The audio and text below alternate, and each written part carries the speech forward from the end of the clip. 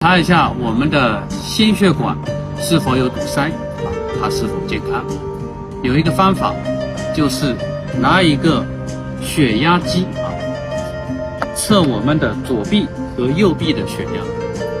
重点在于高压，如果左臂和右臂的高压相差在15毫米汞柱以上，说明心血管会有堵塞它没那么健康。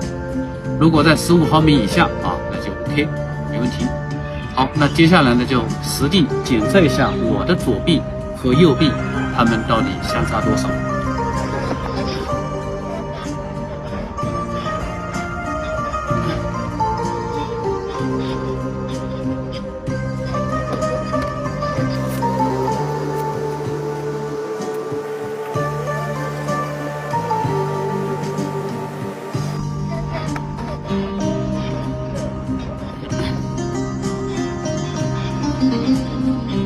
我的左臂和右臂的相差值小于15毫米汞柱，所以我认为我应该是健康的。你也尝试一下吧，检查一下我们的